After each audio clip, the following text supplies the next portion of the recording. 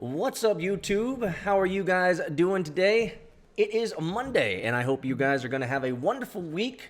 Many of you guys probably aren't going to be working all that much. Cha-ching. Cha-ching. Hallelujah. Hallelujah. So if you're one of the, I'm hoping many out there that's going to be taking a break this Christmas, this holiday week, enjoy it.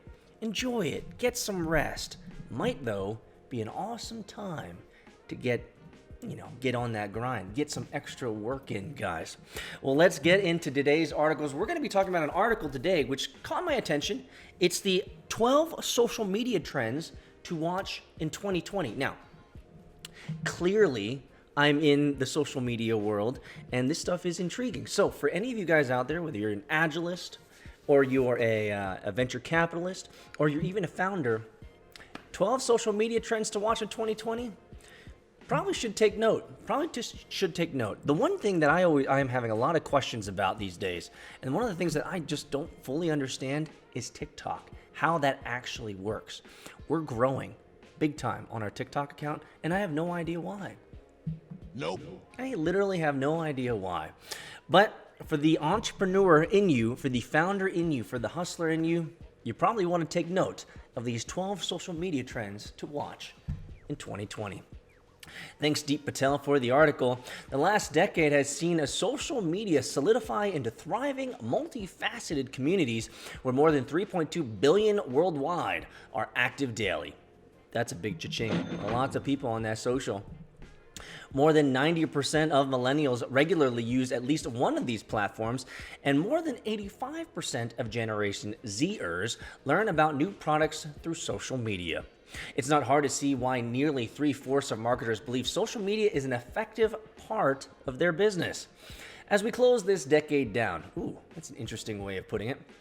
It's true. As we close this decade down, there's no doubt that social media will play a growing role in our lives for the foreseeable future. So, how should businesses, brands, and even the average user anticipate the future of social platforms?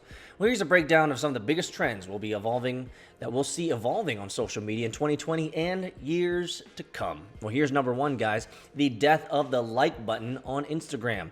I'm sure you guys have heard this and seen this before. I'm actually glad this is going away. Vanity metrics, they don't mean anything. It's no secret that brands and even regular users often fixate on likes, comments, and followers on social media as a measure of popularity and brand recognition.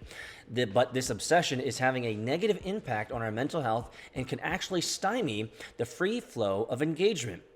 We go along with the crowd, click a button, and stop engaging in a meaningful way. Instagram is the latest in a long list of social media sites seeking to make likes less prominent. You will no longer be able to see the number of likes other Instagram posts get, although you can still see likes on your own posts. I get it from an outside perspective. You can't see, right? You can't see how many likes are on a post, so it doesn't gamify your behavior. But as the person who posted the content, you can see, which might even just be depressing in and of itself, because you're the only one that can see how no one's actually engaging with your content. Or maybe we need to take a Gary Vaynerchuk moment, and say, maybe the reason why people aren't engaging with your content is because your content is boring. Maybe that's it. The idea has been hailed as a way to depressurize Instagram that could also help combat fake likes and followers. These padded numbers can make brands and influencers appear to have a wider reach than they actually do. However, if likes do go away, marketers, brands, and influencers will need to find ways to adapt to these challenges. And I, for one, am excited about this type of change in social behavior in social media. Let me know your comments below. Post a comment, guys, below. Your thoughts on whether this is a good thing or bad thing, but I think it's a good thing. Number two, less emphasis on vanity metrics. Losing the like button on Instagram is part of a broader trend to de-emphasize the use of vanity metrics on social media. Twitter CEO Jack Dorsey has said that follower counts are now meaningless, and in a TED conference talk, he said if he could go back, he wouldn't emphasize the like button so much. For social media marketers and influencers, this should signal that it's time to start digging deeper into actionable metrics, such as rate and quality of user engagement on social media. Savvy marketers will take note and begin exploring user demographics and relevant user data to better understand how to target potential customers. I'm going to give you the short answer here, guys. And this is something that I've been doing for the last 15 plus years in all of the startups and companies that I've created. It's simple. Community, like real community, not vanity metrics. I was over vanity metrics like a decade ago. Real community, growing close relationships, growing a community of people that have a common purpose, a common goal, right? That is, in many ways, what I'm trying to do here. I'm trying to grow a new community of people who are interested in learning about tech, interested in learning about startups, interested in learning more about how to be an effective founder, right? So I also have spent a lot of time, a decade plus of my life, in the Agile world. So people who love Agile, they love Scrum, people who love these types of things. I'm trying to bring people to me here in this channel, right? Bring people to me who want to be part of this community, want to help build it, grow something. I've done this many times before, and it's a lot of fun. And so, for those out there who are with this whole idea of less emphasis on vanity metrics, focus on real engagement, real community, real people, helping real people. That's it. Just helping real people do amazing things with their lives. Likes, if you can get 1 million likes, but if no one's actually changing, if no one's actually improving their life because of the content that you created, you're good entertainment. You're good entertainment. I want to be good edutainment. I want to educate and entertain. How's that, guys? Let me know how I can improve, by the way, right? Comments go a long way. Replying goes a long way. Number 3, video story content is king. Well, we're seeing this on video right now. Video continues to be one of the most important trends of social media world. In fact, video will make up 82% of all internet traffic in 2020, according to Social Media Today. As social media platform looks for ways to further prioritize video content, marketers will increasingly zero in on videos as part of their overall strategies to target specific markets. Keep a close eye on how this format reshapes marketing strategies. There will be an emphasis on creative, engaging storytelling that captures user attentions in seconds. Brands will need to have a keen eye for how video stories engage users, especially on platforms where the like button goes away. Guys, I might be one of the only people on the planet right now who is doing a daily venture capital daily news show where we talk about venture deals, we talk about articles, and I give my color commentary to an idea or a community idea or something like that, right? I know the value of video, guys. I know the value of video. Let's keep hustling, man. I'm trying to lead by example. If you haven't started a YouTube, if you're out there, it doesn't matter what you're doing. It doesn't matter if you're a venture capitalist, whether you're a founder, whether you're an entrepreneur, a hustler, or if you're a corporate employee trying to roll out Scrum and Agile. Hello. Start making some videos. You'll learn a lot. And actually, a lot of what I want to build in the future around my community is around helping people start creating video marketing, start creating video content to help boost them, level them up. Like, this is what I'm all about, guys. Number 4, TikTok is disrupting social video. The emphasis on video means that video-driven platforms such as TikTok, Lasso, and Byte will continue to grow in popularity. Of these platforms, TikTok is the social media disruptor currently leading the way, especially with Gen Z users. The Chinese-owned social video app is well positioned to shape this trend as it offers fertile ground for influencers, including micro-influencers, another trend we'll discuss. TikTok is upping user engagement with its engaging, fresh, and entertaining content that isn't overly focused on a hard sell. In short, TikTok is the antithesis of your mother's Instagram account because it shuns the overly curated and filtered view of life Instagram has become known for. And that's one of the biggest problems with Instagram, to be quite frank. One of the biggest problems with Instagram is it's so heavily, it's been professionalized. And that's okay, right? That happens over time in any market, is it's become professionalized to a point where being on Instagram is the content is so heavily curated and polished, by the way, which isn't a bad thing. It's so polished that, I mean, to kind of get up to par with the rest of the big, the big influencers on social media on Instagram, I mean, you gotta really be good at it. You gotta really be good at it because the pros out there they put everyone else to shame. TikTok is still raw, right? TikTok is still a raw kind of just video. Now there's pros who are doing pro videos on TikTok, but the vast majority of them, it's still the middle, the Generation Z or the younger guys who don't have 15 years in audio, video production skills, right? So it's still a raw format. Number 5, social media audience segmentation. Whether we're marketing a product or branding ourselves, we craft our social media posts with our audience in mind, or at least who we think our audience is. I don't know who my audience is, guys. The problem is we don't always have a firm grasp on who exactly is in our niche, nor do we do a good job of tailoring our message to target specific audiences. This one-size-fits-all approach is missing the boat on audience segmentation. Segmentation means to strategically divide your audience into meaningful groups based on individual preferences. Segmentation goes beyond basic demographics by allowing you to target and build rapport and a sense of community with specific audience members. In the coming years, segmentation will be a defining line between the savviest social media strategies and those who are just winging it. Well, I've already talked about this, right? And I wrote about this in our newsletter a couple of newsletter days ago. Is that I want to create a behind the scenes, a system of access for different individuals who want to go a little bit deeper with me, right? And so that is one way to segment your audience. Personalized video marketing will become a thing. Well, I've been doing this for a long time. Audience segmentation goes hand in hand with an increasing level of personalized social media marketing. It makes sense that combining segmentation with our love of video will result in personalized video marketing. Think video content that is customizable and hyper-relevant to specific segments of your market. Social media platforms, including Facebook, Instagram, and Snapchat, are pushing brands to produce video content through story ads, in part because these ad campaigns often see higher click-through rates than traditional newsfeed ads. Twitter is also jumping into the fray with 6-second video ads. Personalized content will take this trend to the next level. Well, I guess it's going to be a whole new world of adpocalypse, and it's going to be even more specifically tailored to your tastes. It's a good thing that you have Alexa already listening to everything that you're saying every day. Social shopping seamlessly incorporated into social platforms. This is an area that I am actually really excited about. And the reason is because we've seen the success of shopping incorporated in social platforms in Chickadee, China, right?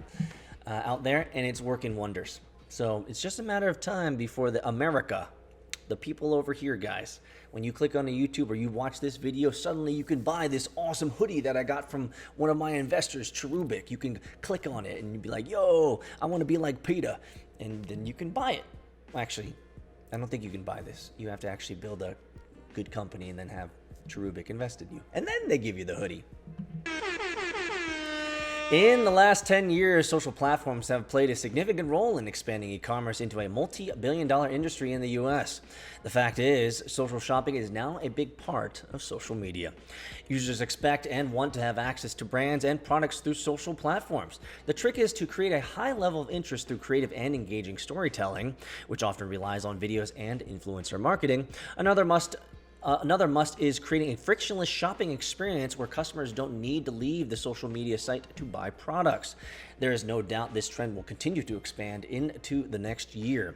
Looking for an increased number of shoppable posts, stories, and links across all social media sites.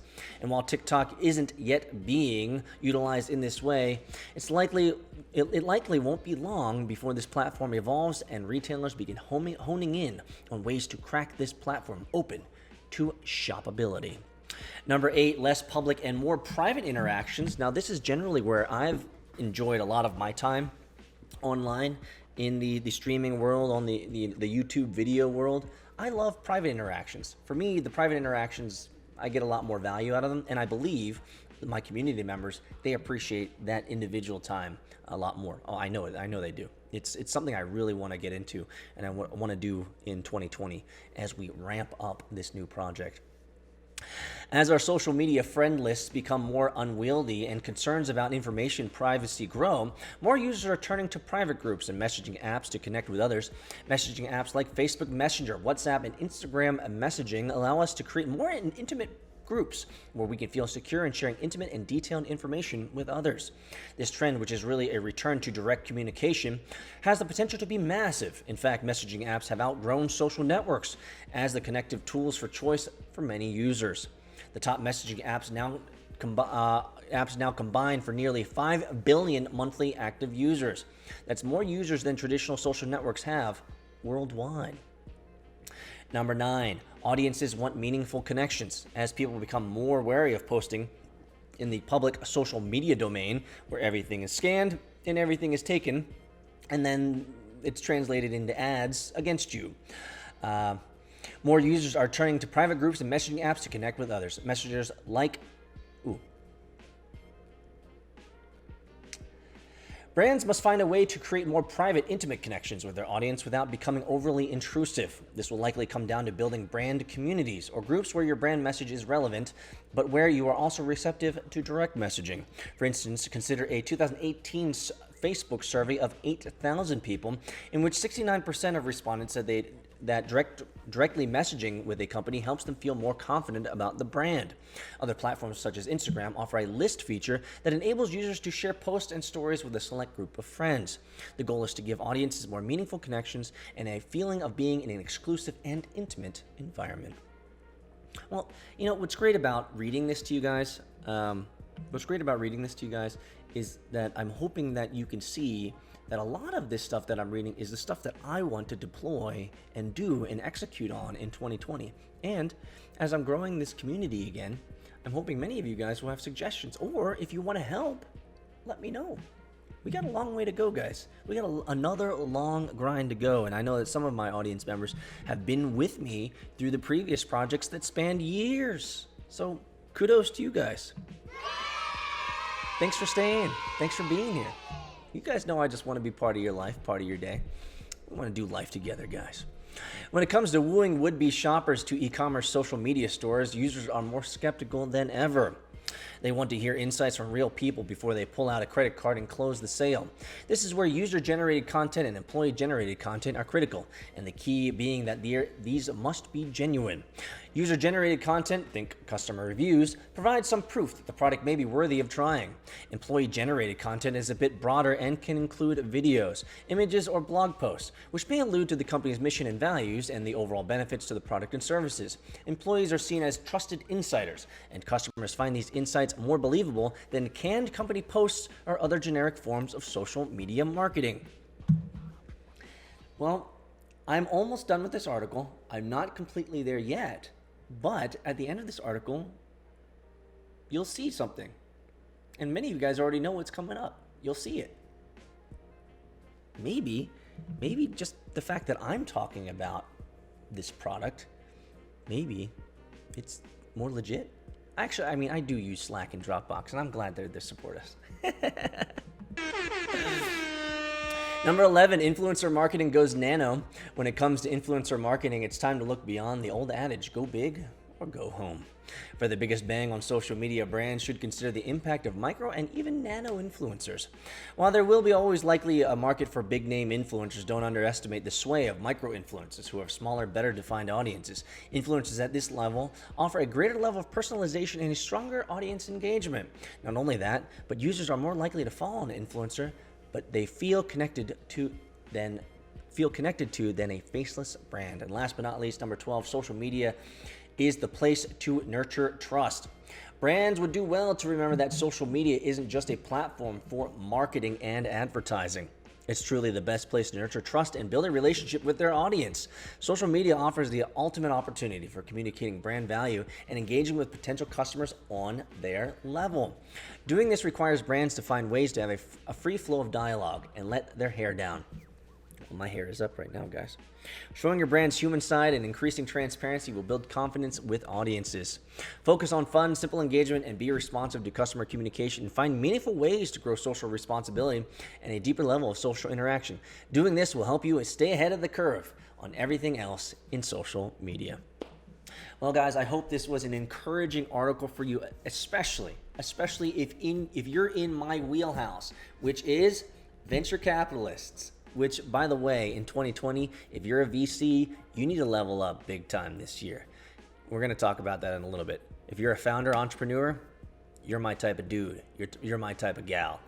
And lastly, if you're in corporate America and you want to improve your processes, if you want to improve the way that you do work, you love Agile and Scrum, like these are my jams. If you're in these areas, social media, video, engagement, these are powerful opportunities to leverage the tools and technology that are, many of these are free, to improve your brand, improve your product, improve your community. It's all win. Now, here's the thing. The thing is that you actually have to use it, and you have to use it with discipline, and you have to get good at using it. You have to practice using social media effectively. And I'm not telling you that I use it perfectly, but I'm doing it. I'm out there. And I hope that I can set a good example for you guys. So let me know your comments on social media coming into 2020. Are you going to be increasing your usage? How are you going to be leveraging social media to increase your brand, your product, or your venture fund in 2020? True startup story, guys. You got it. Your company just got seed round financed. Congratulations. You're going to the moon. But now you have to scale. You found great talent out in California, New York, Georgia, and even Eastern Europe. So what communications platform will you be using to ensure your international team is always aligned? Well, the answer is easy. Slack.com for Teams. We've used Slack for all of our previous startups, and they've supported us in tremendous ways. And we want to give them a thanks today for supporting vchunting.com. Did you also know that Slack is a great tool for personal use? Yeah, I use my own personal Slack channel to drop in documents, notes, to-dos, and follow-ups to ensure that my workflow throughout the day is right on course. I promise you, if you try out slack.com for personal use, you'll end up using it for your team as well. Go to slack.com to check it out. Well, thanks for being here, guys. Please follow me on Twitter. And by the way, I'm mostly engaging with my community on Twitter. So if you ever want to hit me up, slide into that DM, guys.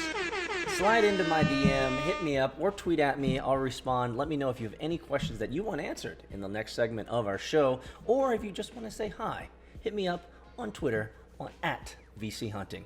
Obviously, check out our daily news, guys. I'm dropping daily news and a little bit of my own, thoughts every day.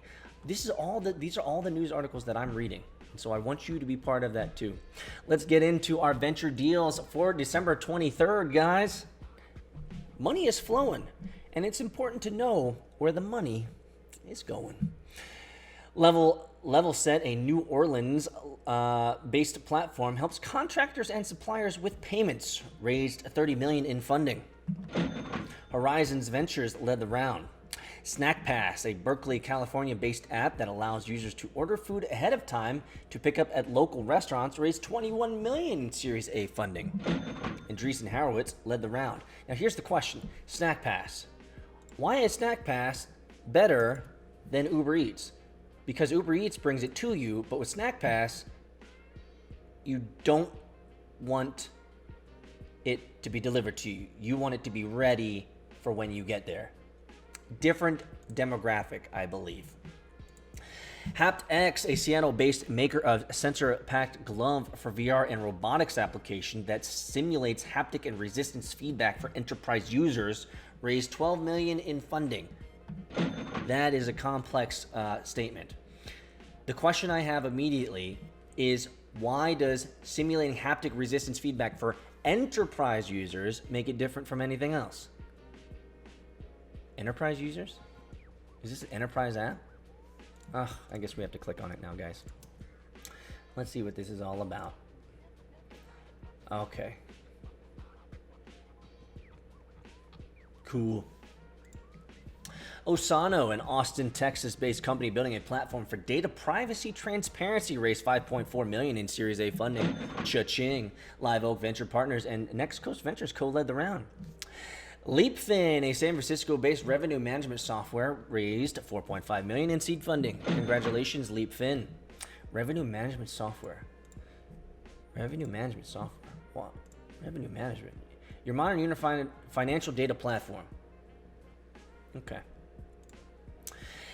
Zillis, a Chapel Hill, North Carolina-based developer of microfluidic organoid technology, raised $3 million in seed funding.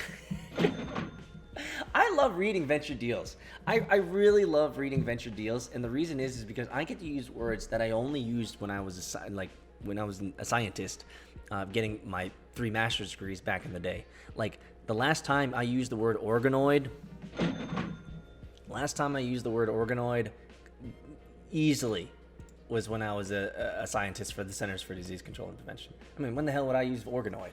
Well, I've used it like 5 times a day. Nope. Webster Equity Partners acquired Santa Monica Fertility Center, a provider of vertically integrated reproductive services offering egg donation, surrogacy, and IVF.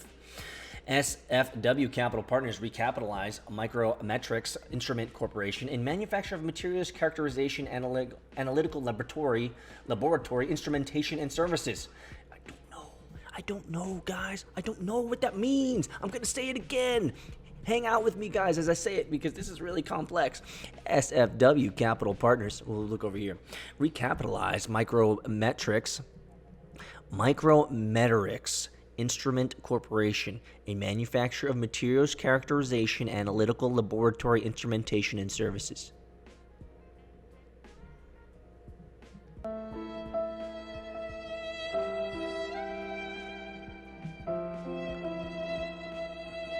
I just don't know what that means, guys. I just don't know. And I'm not even interested in, it's not even a sexy enough thing to click on. Okay, we'll click on it.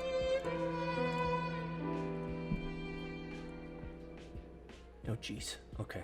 Congratulations, guys. IAC acquired Care.com, a Waltham, Massachusetts-based online marketplace for finding and managing family care for $15 per share, an all-cash transaction worth, you got it, $500 million. F5 Networks, Inc.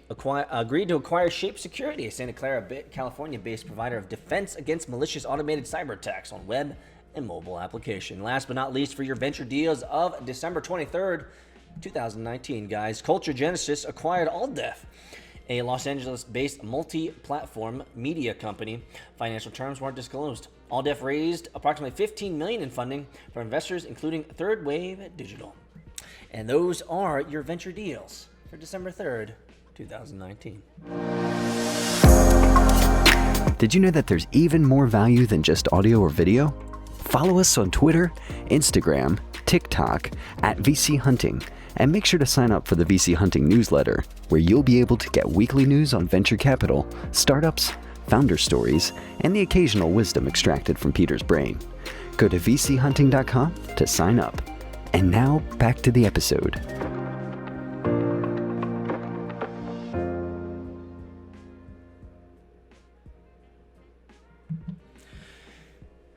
I hope you guys are having a wonderful Monday. I love hanging out with you guys. I love being a part of your day. Whenever you get to listen to this, whether it's in the afternoon, whether it's on your way home from work, or whether you just save this to your morning drive the next day.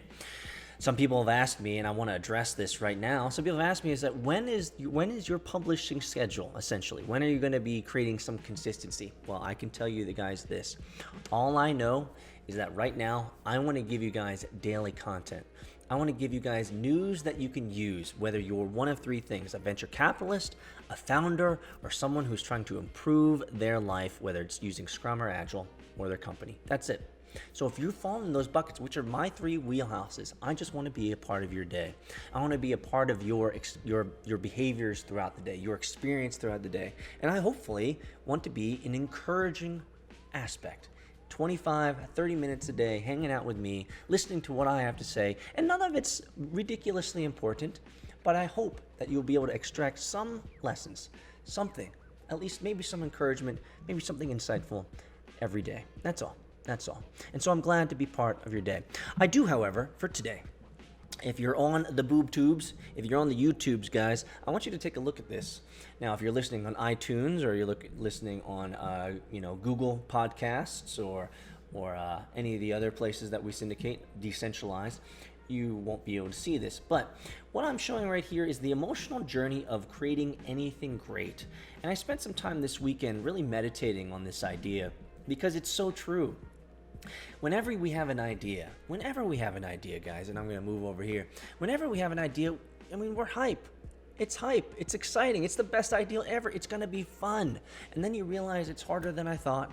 It's going to be a lot of work. And then you're eventually going to get to this, what they call here, the dark swamp of despair, which I often call the trough of despair. I think I'm pulling from Virginia Satir here. And it just says, I suck, so I have no idea what I'm doing. But during this dark swamp of despair, or the trough of despair, that your belief and your persistence, this emotional journey, is inevitable. And they would say in this thing, perhaps necessary. I agree. I think it's 100% necessary. I believe that with any great idea, track with me here, guys, that with any great idea, you have to get to a moment of absolute despair. You have to. Do you want to know why? Because when you break through the despair, you'll realize it was worth it. It was always worth it. And if you get into despair and it gets you to the point where you're like, I'm done, I quit, let that be a gut check. Let that truly be a gut check. Maybe you didn't really want it that bad. Maybe you really didn't believe that you could do it. But I'm telling you, if you can get past the dark swamp of despair, the trough of despair, and have belief and persistence in what you're doing, I promise you, whenever you get out of that tunnel, whenever you get out of that dark swamp of despair, you will know more about yourself than you ever believed possible. You will know more about what you're capable of, especially when it comes to persistence, perseverance, and grit. And so it's awesome. While you're going through the trough of despair, it sucks. I get it. It totally sucks. But I promise you, when you get to the other side, you'll say, just like this in this infographic, okay, it still sucks. Quick, let's call it a day and say we learned something. Hey, wow. And you know what?